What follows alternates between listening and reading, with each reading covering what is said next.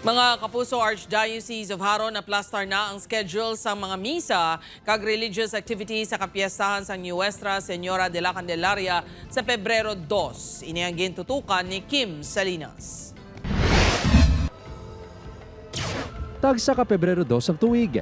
Ginadagsa sa mga demoto kag bisita ang kapiyastahan ni Nuestra Señora de la Candelaria sa Haro, Iloilo City. Subong nga tuig, adlaw sang Lunes ang kapiyastahan.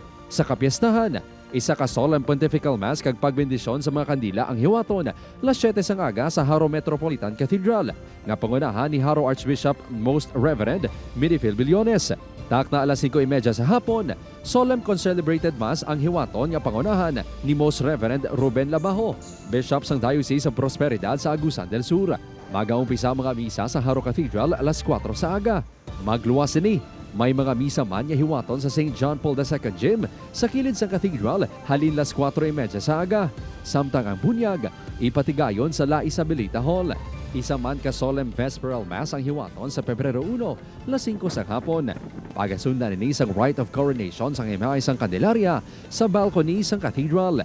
Ito pagkalipatan na magtambong sa misa kag himuon nato ini nga isa ka mapinangamuyon no nga celebration. Time nga katulad kay Maria, we ponder all these things and cherish all these things in our hearts. Si Risa nga taga Barangay Hibawan Norte, Mandurriao, kag masobra 20 na katuig nga deboto ni Nanay Kande.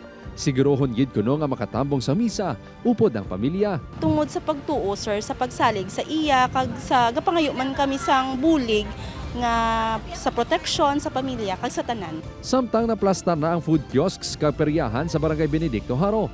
May mga tanuman sa palibot sang Haro Plaza bilang kabahin sang garden show.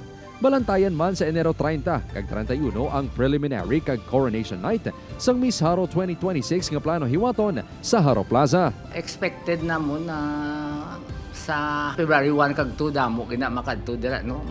May mga kiosk da, may mga nagabaligya no. Ukay-ukay na agda kong tanan no sa pagtambong sa aton nga kapistahan sa Haro. Ika-4 na ini katuig nga wala sang Haro Fiesta Queen. Plano ini balik sa masunod nga tuig. Upod kay Romel Porquia, Kim Salinas, 1 Western Visayas.